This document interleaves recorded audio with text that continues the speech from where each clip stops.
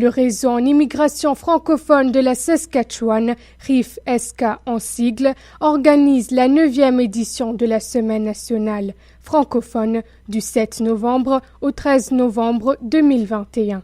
Et pour cette occasion, j'ai le plaisir de recevoir Monsieur Ferdinand Balaluzunza, gestionnaire au RIF-SK. Bonjour Monsieur Ferdinand. Bonjour. Comment allez-vous? Très bien, merci. Bienvenue encore une fois à Gravelbourg et dans les studios de Prairie FM. Merci beaucoup. Alors, Monsieur Ferdinand Balaluzunza, quel est l'objectif de la Semaine nationale de l'immigration francophone? L'objectif de la Semaine nationale de l'immigration francophone, cette année comme durant toutes les autres années, c'est une activité annuelle. Ça poursuit l'objectif de rassembler les francophones autour d'un certain nombre d'activités rassembleurs. Alors, Monsieur Ferdinand, comme vous venez de le dire, vous avez prévu des activités. Quelles sont ces activités?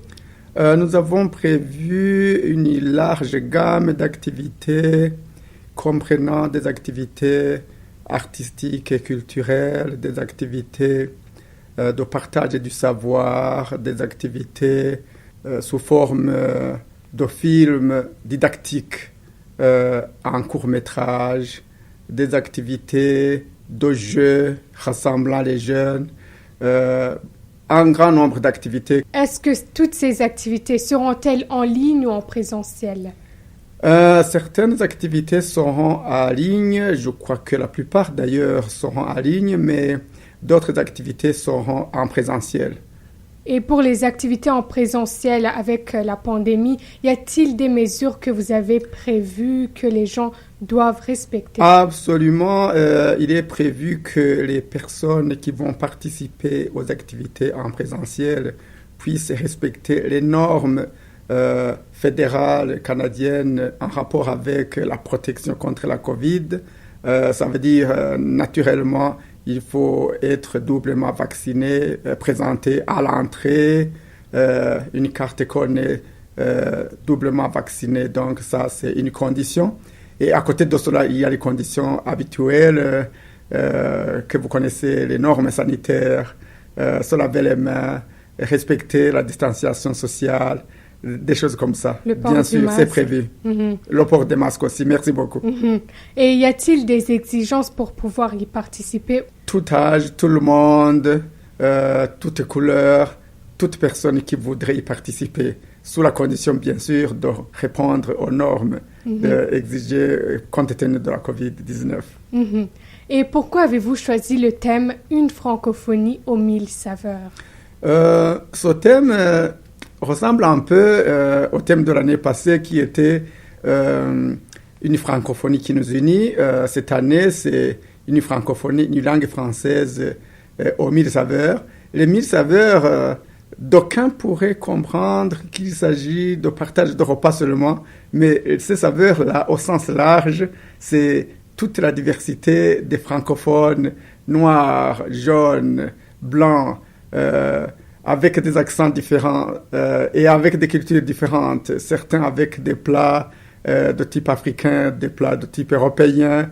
C'est vraiment plutôt un reflet de la diversité qu'on a appelé autrement 1000 saveurs. Sinon, il y a moyen de trouver une certaine convergence entre le thème de l'année passée et celui de cette année.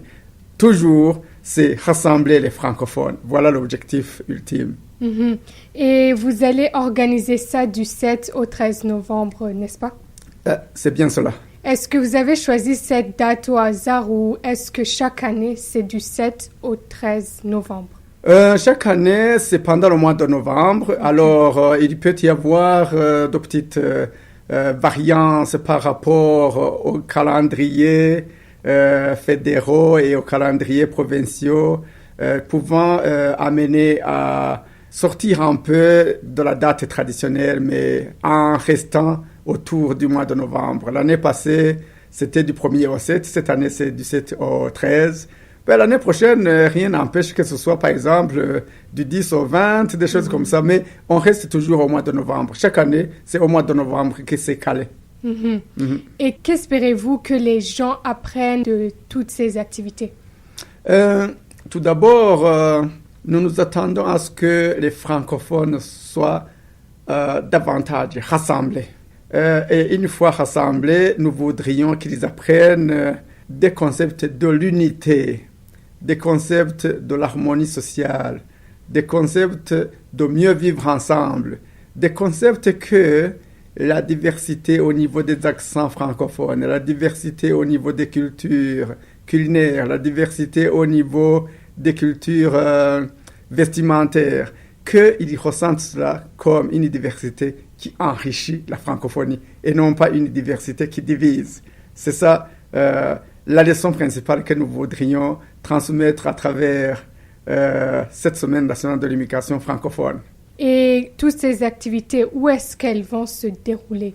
Elles vont se dérouler dans diverses provinces couvertes par le réseau en immigration francophone de la Saskatchewan, incluant Regina, la capitale de la Saskatchewan, Gravelbourg, où je suis actuellement, Moose Jaw, Saskatoon, Prince Albert, et voilà donc, c'est à peu près 5 grandes villes qui seront couvertes par cette semaine nationale de l'immigration francophone. Est-ce que ce sera payant ou est-ce que c'est gratuit? C'est totalement gratuit. Wow, ok. Et où est-ce que les gens peuvent trouver toute autre information supplémentaire? Toute autre information supplémentaire pourrait se trouver sur le site web du réseau en immigration francophone de la Saskatchewan. C'est www.rif-sk.ca. Naturellement, d'autres informations sont publiées au niveau fédéral au site de la FCFA. C'est comme vous pouvez les retrouver aussi sur les sites des organismes membres qui ont participé à cette semaine nationale de l'immigration francophone. Les 17 membres ont des sites web et ils ont publié certainement ces activités-là. Merci beaucoup. Et pour finir, est-ce que vous avez un message à faire passer?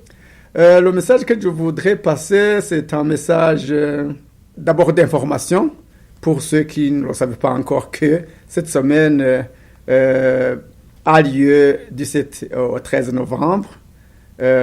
Donc, c'est un message d'abord d'information. Deuxièmement, c'est un message d'invitation parce que je voudrais inviter tout le monde qui est en train de m'écouter et tout le monde qui pourra lire les messages publiés sur les divers sites. Je voudrais inviter tout ce monde-là à venir nombreux participer à cet important événement combien rassembleur. Alors, merci beaucoup, Monsieur Ferdinand Walalutunza. Merci beaucoup. C'était un honneur pour moi de revenir dans ce studio une deuxième fois cette année. Merci beaucoup. Merci encore une fois. Bonne journée. Merci beaucoup.